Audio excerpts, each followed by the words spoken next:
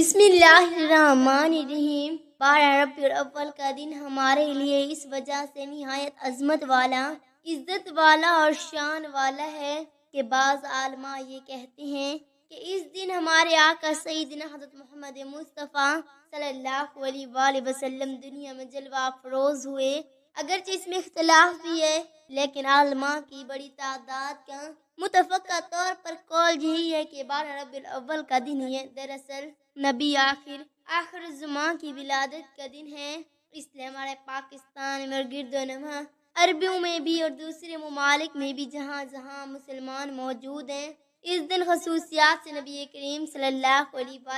وآلہ وسلم پر درود و سلام کا تحفہ بھیجتے ہیں، محافل کا انعقاد ہوتا ہے، عبادت الہی میں جوش و جذبہ دیکھنے میں آتا ہے، خوشیاں منائی جاتی ہیں، جھنڈے لہرائے جاتے ہیں، اخبارات میں مقالے لکھ دیے جاتے ہیں، فی سبیل اللہ کھانے اور پینے کی اشیاء لوگوں میں تقسیم کی جاتی ہیں، یہ خوشی کا سماں ہوتا ہے اور مسلمان کو اس بات پہ خوشی ہونا بھی چاہیے، اور آپ صلی اللہ علیہ وآلہ وسلم کی آمد پہ خوش نہیں ہے تو اس کے پھر ایمان کی حیثیت ہی کیا ہے؟ آپ خود سوچ لیں، بہت ہی مبارک دن ہے اور اس مبارک دن کے اندر دعائیں بھی قبول ہوتی ہیں۔ آپ صلی اللہ علیہ وآلہ وسلم کی یاد میں جو محافل سجائی جاتی ہیں، اجتماعات جو گھروں میں ہوتی ہیں، مساجد میں ہوتی ہیں، گلی محلوں میں ہوتی ہیں، جس میں نبی کریم صلی اللہ علیہ وآلہ وسلم کی شان بیان کی جاتی ہے، سیرت بیان کی جاتی ہے، تعلیمات بیان کی جاتی ہیں،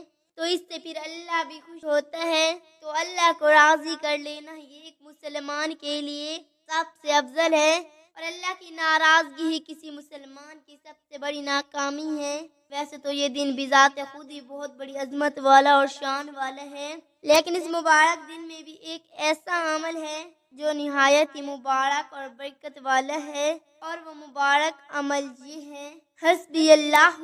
لا الہ الا اللہ هو علیہ توکلت وہو رب العرش العظیم۔ تو کم از کم آپ نے 313 مرتبہ پڑھنا ہے۔ 313 کی یہ تعداد یہ اصحاب بدر کی بھی تعداد ہے، اور اتنا پڑھ لینا یہ کثرت میں شمار ہو جاتا ہے، اس سے زیادہ اگر پڑھیں تو اور بھی اچھی بات ہے، آپ 400 مرتبہ پڑھ لیں، آپ 500 مرتبہ پڑھ لیں، آپ 1000 مرتبہ پڑھ لیں، لیکن کم از کم 313 مرتبہ تو ضرور پڑھیں تاکہ کثرت میں شمار ہو جائے، اور یہ گھر کے اندر اگر عاقل بالغ مرد و عورت موجود ہے تو سارے ہی پڑھیں، لیکن اگر ایسا نہیں کر سکتے تو کم از کم ایک آدمی تو لازمی پڑھے، اور جو آدمی پڑھے وہ پھر دعا مانگے اللہ کی بارگاہ میں، تو اس دن جو بھی دعا اللہ سے مانگی جائے گی، یعنی اس عمل کے بعد جو دعا مانگی جائے گی وہ اللہ کی بارگاہ میں رد نہیں کی جائے گی بلکہ مقبول ہو جائے گی۔ اب قبولیت کے مختلف درجے ہیں، یعنی یا تو وہ دعا فوراً قبول ہو جائے گی، یا کچھ دیر کے بعد قبول ہو جائے گی، یا پھر اللہ کے ہاں جو مانگ رہی ہیں وہ تو نہیں ملی، لیکن اس سے بہتر اور افضل چیز اللہ عز و جل اپنی بارگاہ سے اس بندے کو عنایت فرما دے گا، اور آخری اور سب سے اہم اجر جو اس کا دعا کا ملے گا وہ یہ ہے، وہ دعا آخرت کے لیے ذخیرہ کر لی جائے گی، اور اس کے عوض پہاڑ کے برابر اجر اللہ پاک بندے کو قیامت کے روز عطا فرمائیں گے، اور یہ اجر دیکھ کر بندہ کہے گا کہ کاش میری کوئی دعا دنیا میں قبول نہ ہوئی ہوتی اور تمام دعاؤں کا اجر آج کے دن دے دیا جاتا تو کیا ہی بات ہوتی، کیونکہ جو اجر روز قیامت ملے گا وہ کبھی ختم ہونے والا ہوگا، جو چیز اس دعا کے نتیجے میں ہمیں اس دنیا میں دی جاتی ہے وہ بھی فانی اور یہ دنیا بھی فانی، لیکن ظاہر ہے کہ دنیا میں ہمیں رہنے کے لیے ضرورتوں کا سامنا ہے، اور ہمیں اس دنیا میں اپنی ضرورتیں پوری کرنے کے لیے بھی اللہ سے ہی دعا مانگنی چاہیے،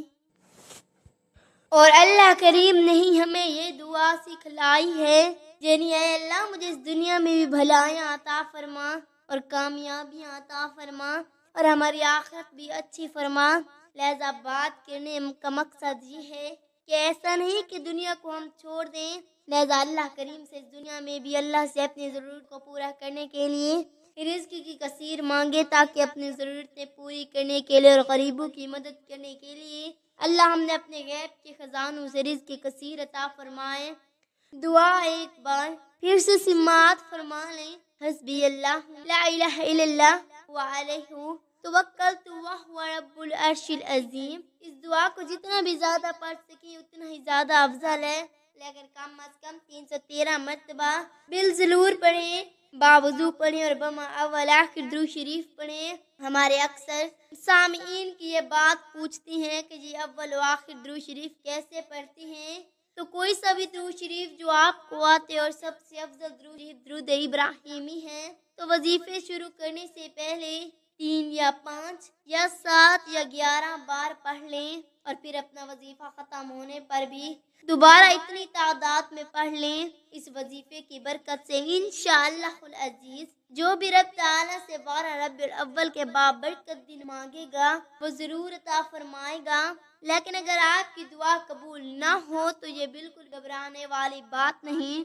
اللہ عز و جل ہم سے بہتر جانتا ہے کہ کس وقت عطا کرنا ہے اور کتنا عطا کرنا ہے، یا پھر وہ دعا ہمارے لیے آخرت کے دن کے لیے ذخیرہ کر لیتا ہے۔ وظیفہ کریں اور مجنان چیز کو بھی اپنے پیش قیمتی دعاؤں میں ضرور یاد رکھیں۔ اللہ پاک ہم سب کا حامی و ناصر و دوست۔ نہایت اہم گزارش یہ ہے کہ آپ تمام احباب کے لیے اسلامی ویڈیو لانے کا سلسلہ چل رہا ہے، تو ہماری حوصلہ افزائی کے لیے ہمارا چینل ضرور سبسکرائب کریں اور ساتھ میں گھنٹی کے بٹن کو ضرور دبا لیں تاکہ ہماری اسلامی اور اصلاحی ویڈیو آپ تک پہنچ سکے۔ اللہ پاک سے دعا ہے کہ اللہ پاک ہمیں تمام حدیث پر عمل کرنے کی توفیق عطا فرمائے، آمین ثم آمین۔